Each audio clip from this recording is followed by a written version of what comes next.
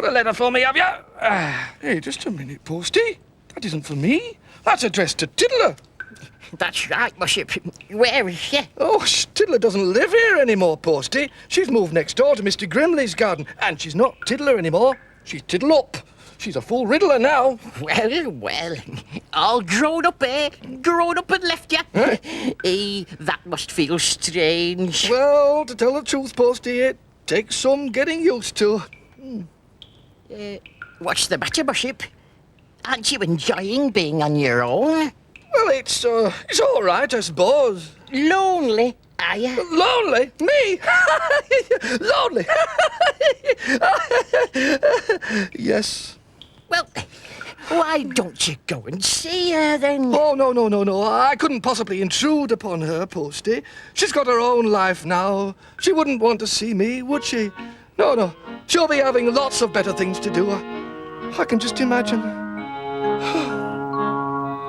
She'll be having the time of her life.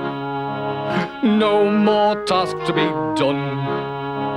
Playing from morning till night. Having loads of fun. She'll be flying a kite, laughing with delight. Out in the clear fresh air. She'll be paddling in the stream. Life will be a dream. She won't have a single care. She's left all her lessons behind. She's got time to play in the sun. Happy from morning till night. Having loads of fun. Having loads of fun. Having loads of fun. Yes, that's what she'll be doing, all right, Posty. She'll be having a wonderful time. Pushed. Tiddlup, letter for you. Thank you. What's the matter, Tiddlup? You don't seem your usual cheerful self. No, you're right, Posty. It's not much fun being on my own, really. I'm bored without my riddling lessons. And I miss living down the well. And most of all, I miss Mossup. He misses you too. Oh, I don't think he does, Posty. I expect Mossup's having a wonderful time. Without me to look after, he can do all the things he always wanted to. He'll be having the time of his life. No more work to be done. Pleasing himself all day.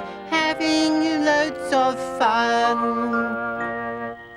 He'll be taking his ease underneath the trees, lazing the days away. Or maybe he will make a boat that you can take off on a holiday.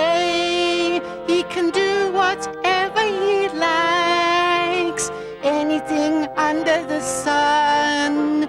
Happy from morning till night, having loads of fun. Having loads of fun. Having loads of fun. Dear, oh dear. Something must be done about this. Marjorie. I say, Marjorie. Posty? Is that you calling me? Aye. Who did you think it was? Well, you've just never spoken to me before, and Mossup told me that you never speak to humans. No. Well, I've heard as you got made an honorary Riddler, so I reckon I can talk to you now. Any road up. This is important. Why, what's the matter? It's Mossup and Tiddlup. They're both as miserable as anything. Missing each other, are they? But they won't go and see one another. Why not? Well, neither of them wants to trouble t'other. Mossup thinks Tiddlup's having a right good time, but she's not. And Tiddlup thinks Mossup is having loads of fun, but he isn't either. I see. And I expect Tiddlup's feeling a bit homesick too. She is. She misses that there well. You leave it to me, Posty. I'll sort it out. And thanks for telling me. Oh, don't mention it. Mossup! Mossup! Wait a minute. I was forgetting I'm an honorary Riddler now. I can get down the well by myself, with the help of a bit of Riddler magic.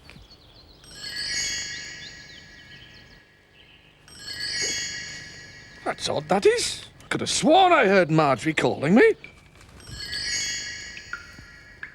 Oh, how disappointing he's not here. I wonder where he's got to. Marjorie? Marjorie! Aha!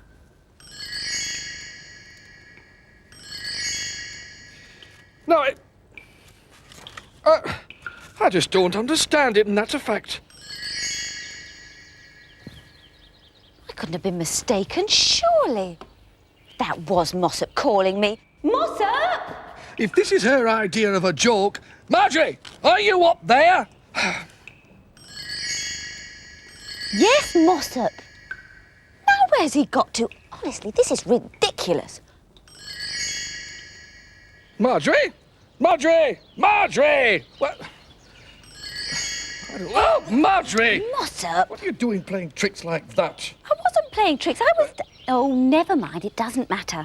Now listen, Mossup, I want you to do something for me. Oh, yes. And what might that be?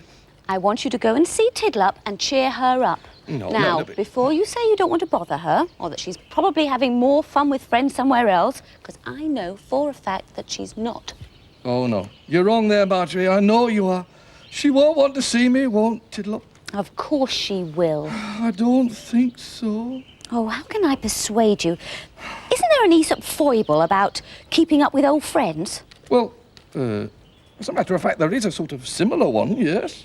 Well, come on then. Let's go and find the Riddlestone and hear it. Perhaps that'll make you see sense. Come on. Well, I don't know. Come on, Mossup. Here we are. There's the one I was thinking of. Come on then. Let's hear it. Oh, very well, if you insist. Ease up, tell us a story, do. There was once a Riddler who was passionately fond of show jumping, and very good at it he was too. Mounted on his lollop, he'd gallop around his fields, leaping over hedges and gates, soaring over every obstacle in his way. Whenever Riddlers got together for a show jumping competition, he and his lollop would always win first prize, and no one else ever stood a chance. Of course, he looked after his champion lollop very well indeed.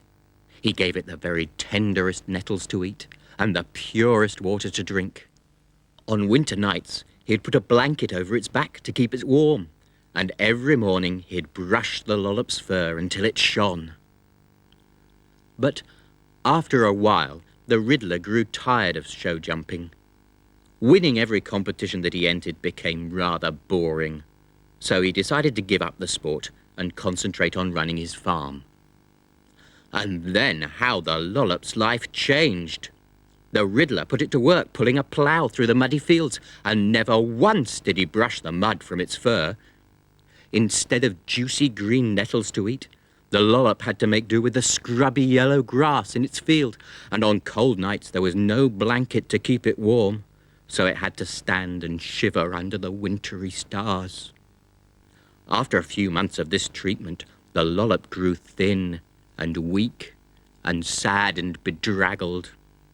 And then the Riddler decided to take up show jumping again, for he had heard of a competition where the first prize was to be a magnificent silver cup, and he was determined to win it.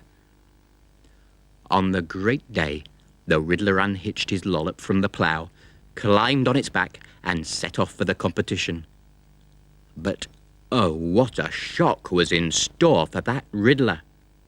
Instead of soaring over the obstacles as it used to, the weak and weary lollop stumbled and faltered, crashing through hedges and knocking over gates, and finally it fell to the ground, sending the Riddler flying from its back to land headfirst in a muddy ditch. The Riddler was furious. "What on earth is the matter with you?" he said, wiping the mud from his eyes. "You used to be a champion, but now you jump like a cart horse." "Don't blame me," replied the lollop. "You've been feeding me like a cart horse and treating me like a cart horse, So is it any wonder that I jump like a cart horse? There you are. What could be clearer than that? The moral of that foible has to be, don't neglect old friends. That's true enough, Marjorie. And yet you've been neglecting Tiddlup. She's miserable and lonely. And I know that you're feeling pretty much the same, because she's neglected you too. I must admit I have been a little bit down in the dumps. There you are then. So it'll do you both good if you go and see her. All right, Marjorie, you win. Good. Oh, and Mossup, why don't you take her a little housewarming gift? I'm taking her these. Well, that's a very nice thought, Marjorie. But what could I take her? Oh, I don't know. Oh, how about something from down the well? She's missing that well, and it would be really nice for her to have something that reminded her of her old home. Something from down the well, eh? I'll see what I can find. Good. Now you come and join us in Mr. Grimley's garden when you've found something. Tiddlup! Tiddlup! Tiddlup, are you down there? Tiddlup? Can I have a word with you? Oh dear, what have we here? A very miserable Riddler by the look of it. Just a bit. Missing Mossup, eh? Well, cheer up. He's going to come and see you in a minute or two. Is he? But I thought he'd be... I know you thought that he'd be too busy having a good time to bother about visiting old friends. Well, he thought the same about you. Did he? Yes, he did. And when he comes to see you, he's going to bring you something. Really? What? Well, I don't know exactly, but I think it's going to be something from down the well to remind you of your old home. Oh, how lovely. I miss that well, you know. My new home in the coal cellar doesn't seem half as nice. Well, that's because you haven't done anything to it. You haven't done anything to make it seem more homely. Now, if you put this picture up on the wall and these cushions down to sit on, it'll soon seem more like home. There you are. Oh, thank you, Marjorie. You are kind. I'll go and put them in the coal cellar right now. Here you are, Marjorie. Oh, Mossup. Something to remind her of the well, you said. And what could be more mindful than a bucket of well water, eh? Well water? You bought her that as a housewarming present? Aye, she can put it in the corner of her coal cellar, and it'll make her almost feel as though she's back down the well. Where is she, by the way? Oh, she's down the cellar. Oh, right, I'll put it over there. Oh, gosh, you'll love this. I can't wait to see the look on her face. Come on. Oh, no!